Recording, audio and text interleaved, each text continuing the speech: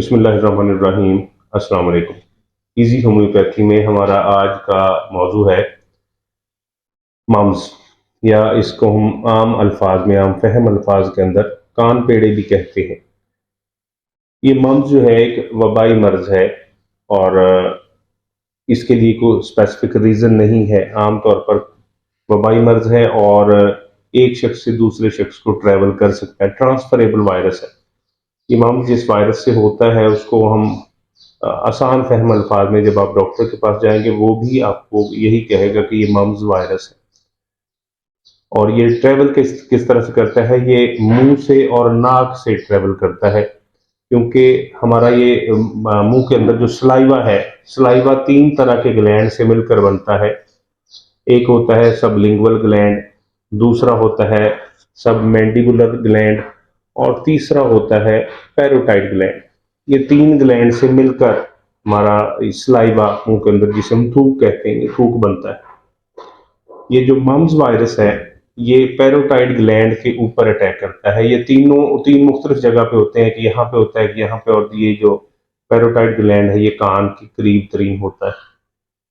तो ये mums virus पैरोटाइड gland के ऊपर अटैक करता है, और इस अटैक के नतीजे में ये होता है कि इस ग्लैंड के ऊपर इन्फ्लेमेशन आती है, जिसे हम स्वेलिंग कहते हैं, सूजन कहते हैं। इसके ऊपर स्वेलिंग आती है, और ये स्वेलिंग एकदम से ज़ाहिर नहीं होती, आहिस्ता आहिस्ता ज़ाहिर होती है और फिर बढ़ती जाती है। और ऐसा भी हो जाता है कि जो अफेक्टी है, जो मरीज़ है, उसके लिए इवन कोई चीज़ निगलना मुश्किल हो जाता है, और फिर इसके जो पीक लेवल है उसमें ये आ जाता है कि उसको बात करना भी दुश्वार हो जाता है। अब पहले हम ये देखते हैं कि ये वबाई मर्ज है, तो ये वायरस मैंने आपको बताया ट्रांसफरेबल है। ये ट्रांसफरेबल होता कैसे है? अगर किसी एक शख्स को ये वायरस लग जाता है, मम्स का वायरस लग जाता है, तो फिर होता ये कि जब वो शख्स बात करता है, तो जब भी हम भी बात करते हैं तो हमारे मुंह से थूक के छोटे छोटे जर्रे जो हैं ये ट्रेवल करते हैं, जो बज़ाहिर हमें नजर नहीं आते। ये ट्रैवल करते हैं, और ये फिर ट्रैवल, जब ये जर्रे उस शख्स के, मुतासर शख्स के मुंह से निकलेंगे, वहां से ट्रैवल करते हुए किसी बाकी लोग जो होंगे हवा के जरिए से ट्रैवल करते हुए नाक के जरिए से उनके पैरोटाइड ग्लैंड के अंदर चले जाएंगे और उसको मुतासर करेंगे। फौरी तौर पर मैंने आपको बताया उसका इफेक्ट नहीं आता, और फिर क्या होता है कि आहिस्ता आहिस्ता अगले दिन इसका थोड़ा सा इफेक्ट आता है। इफेक्ट्स में होता क्या? इफेक्ट्स में ये होता है कि सबसे पहले तो हल्की सी यहाँ पे इस साइड पे या इस साइड पे, लेफ्ट या राइट, जिस जो भी साइड होगी उस पर आपको स्वेलिंग फील होगी, हल्की सी स्वेलिंग फील होगी। और अगले दिन जो है वो स्वेलिंग के बाद फिर क्या होगा कि अगले दिन जो है वो थोड़ा सा जस्ट माइनर सा एक बुखार होगा, अफेक्टी शख्स को बुखार होगा, और फिर ये सिलसिला बढ़ता जाएगा। बुखार होगा और उसके बाद आहिस्ता आहिस्ता जैसे जैसे इसकी पैरोटाइड ग्लैंड की इन्फ्लेमेशन बढ़ती जाएगी, स्वेलिंग बढ़ती जाएगी, साइज भी यहाँ से बड़ा होता जाएगा, और इसको फिर ये होगा कि दबाने से पेन होगी। और सम टाइम तो शुरू शुरू में ऐसा होगा कि आप दबाएंगे तो कुछ भी नहीं फील होगा, लेकिन बाद में ये है कि दबाने से आपको पेन फील होगी। और उसके बाद फिर ये है कि कुछ अगली स्टेज में पेन ज्यादा बढ़ जाती, निकलना, स्वेलिंग करना मुश्किल हो जाता है, जस्ट पानी पीने पे गुजारा होता है, खाना पीना मुश्किल हो जाता है। उससे अगली स्टेज में बात करना भी दुश्वार हो जाता है। तो ये आम तौर पर मम्स का एक जो ड्यूरेशन है, छोटे बच्चों में ये देखा गया है, ये आम तौर पर 1 वीक के अंदर रिकवर हो जाता है। लेकिन ये जब वायरस एक बार आ जाए, कि कोई एक शख्स को, एक बच्चा इससे अफेक्टिव हो जाए, तो उस जब तक इसका तदारक न किया जाए तो ये दोबारा जल्दी आ सकता है, दोबारा वो बच्चा जल्दी अफेक्टिव हो सकता है। इसके पैराटाइड ग्लैंड चूंकि उससे एक बार इफेक्ट हो चुके हैं, तो अगली बार जल्दी इफेक्ट होंगे। खुदा न खास्ता कोई भी अफेक्टिव पर्सन उसके पास आएगा या उससे बात करेगा तब। तो इसलिए ज़रूरी होता है कि अगर एक बार कोई शख्स मुतासर हो गया है, कोई बच्चा मुतासर हो गया है, तो जब उसकी प्रॉपर मेडिकेशन की जाए, ताकि आने वाले दिनों में इस वायरस से डिस्टर्ब ना हो, या यूं कह लें मम्स जो है इसकी मर्ज से उसको मुकम्मल तौर पर निजात मिल जाए। बच्चों में ये ड्यूरेशन आम तौर पर 1 हफ्ते तक, 10 दिन तक का होता है, जबकि बड़ों में ये ड्यूरेशन ज्यादा बढ़ सकता है, ज्यादा लंबा हो सकता है। और जैसा कि मैंने आपको पहले बताया कि एक बार आप अफेक्टिव होंगे तो ये ड्यूरेशन छोटा होगा, अगली बार ये ड्यूरेशन बढ़ सकता है, उससे अगली बार फिर बढ़ सकता है। तो इसलिए एहतियात ज़रूरी होती है। और एहतियात क्या कहती है? एहतियात कहती है कि आप इसकी प्रॉपर मेडिकेशन करवाएं। होम्योपैथी आपको बिल्कुल भी इससे मुतासर नहीं होने देगी। होम्योपैथी बहुत अच्छा सोल्यूशन इसके लिए आपको प्रोवाइड करती है। और एक चीज़ और आपको बता दूं कि इस वीडियो में मैं आपको साथ साथ ये भी बताऊंगा कि अगर खुदा न खास्ता आपके बच्चों को खदशा है, यानी आपके इलाके में वबा फैली हुई है, इसकी मम्स की वबा फैली हुई है और खदशा है कि आपके बच्चे मुतासर ना हो जाएं, तो हम इसकी प्रिकॉशंस भी कर सकते हैं। होम्योपैथी आपको इसकी प्रिकॉशंस भी देती है। आप प्रिकॉशंस इस्तेमाल करें, मेडिसिन इस्तेमाल करें, इंशाल्लाह आपके बच्चे या आप इससे मुतासर नहीं होंगे।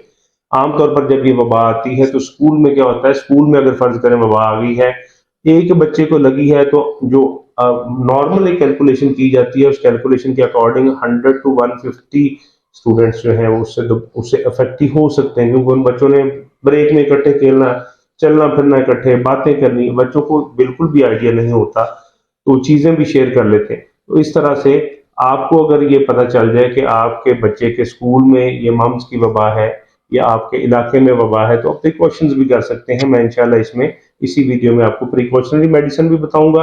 और अगर खुदा न खासा मम्स की मर्ज में बच्चा या कोई बड़ा मुब्तला हो गया है, तो उसका हम परमानेंट सोल्यूशन जो है, परमानेंट हल, परमानेंट मेडिकेशन, वो भी देखेंगे। तो पहले हम परमानेंट मेडिकेशन की तरफ आते हैं। अगर आप मुतासर हो गए हैं, आपकी लेफ्ट या राइट साइड जो है मम से मुतासर हो गई है, पैरोटाइड ग्लैंड आपका स्वेलिंग कर गया, फूल गया, बड़ा हो गया है, और आपको बहुत ज्यादा पेन है, दुश्वारी है, बातचीत में दुश्वारी है, खाने पीने में दुश्वारी है, तो इसके लिए होम्योपैथी बहुत इफेक्टिव, बहुत अच्छी स्ट्रॉन्ग मेडिसिन आपको देती है। उसका नाम है बेलाडोना। बेलाडोना आप 30 की पोटेंसी में, 30 CH में इस्तेमाल करेंगे। और 30 CH में अगर आप बहुत ज्यादा अफेक्टिव हैं और आप बड़े हैं, अडल्ट हैं, तो उसके लिए आप बेलाडोना इस्तेमाल करेंगे 10 से 15 ड्रॉप्स 1/4 गिलास पानी के अंदर डेली 3 मरतबा, 3 टाइम्स। और अगर आप बच्चे हैं, बड़े नहीं हैं, तो फिर उस सूरत में आप इसके ड्रॉप इस्तेमाल करेंगे 5 to 10, और वो भी उसी स्पीड से, उसी रेशो से होगा कि बच्चे की आप स्टेज देखेंगे कौन सी है। बहुत ज्यादा अफेक्टिव हो गया है, बातचीत करने में प्रॉब्लम है, तो फिर आप ये उसको बेलाडोना देंगे। और बेलाडोना इसी तरह से देंगे कि इसमें 5 to 10 ड्रॉप्स 1/4 गिलास पानी के अंदर, फ्रेश वाटर इस्तेमाल करना। मौसम गर्मा है, अक्सर लोग ठंडे पानी की तरफ जाते हैं, नहीं, आपने फ्रेश वाटर इस्तेमाल करना है मेडिकेशन के लिए।